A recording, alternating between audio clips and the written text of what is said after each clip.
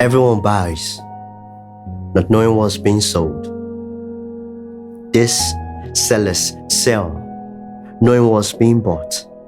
A trade fair where the only currency for exchange is your soul, and power is their only interest.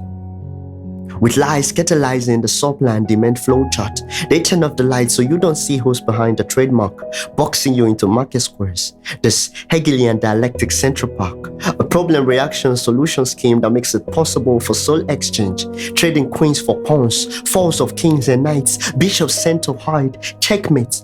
They create viruses to sell you vaccines, start wars to bring you peace in pieces that you cannot decline, terms and conditions apply. They pump and dump pandemics, crumble economies, then build you a market trend where the only seller is them. They withdraw an often stock technology. They tell you have control over everything, but don't tell you how they plan to control you with everything. IoT, they say, I own thee. The Internet of Things in which you're a letter of the alphabet, a fixed occupied market, a man to microchip advent, man slavery to its own creation, man and machine integration, commodity exchange here and there, and yet you're not aware of what's at stake. These institutional investors, government and individuals keep selling us deceptions we don't believe, so we'll buy more.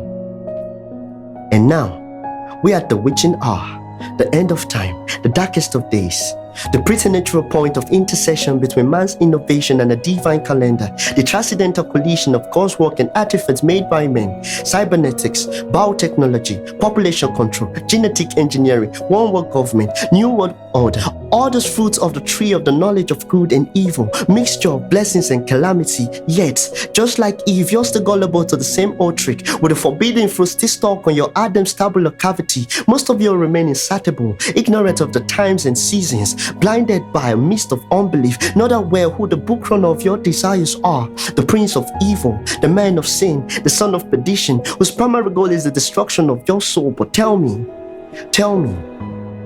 what shall it profit a man to gain the world and lose his soul, when everything I know will go to dust, even the flesh you own? So excuse me, if I desire things worth more than life's finest things. Excuse me, if I dare to possess things money can buy. Excuse me, if I choose not to play kingpin in economic pyramid, the keys to the kingdom of heaven shall still be my inheritance. If I choose not to top the food chains of life's social strata, I will still have a table prepared before me in the presence of my enemies. So excuse me, if I hunger and thirst for righteousness' sake, out of my belly shall flow rivers of living waters. His divinity over humanity. In this marketplace of life is your soul for eternity, salvation or damnation. They know what they sold you, but you don't know what you're buying, selling you deception with interest. Do you owe a debt so steep you have to sell your soul? Give your lies like water, and once you drink it up till you float and you're ready to drown in it. But you don't have to be a pawn in this game of chess.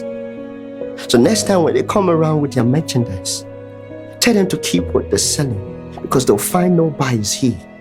God, the highest bidder, made the Christ a legal tender for your soul. You've been bought with the highest price. Get off the marketplace.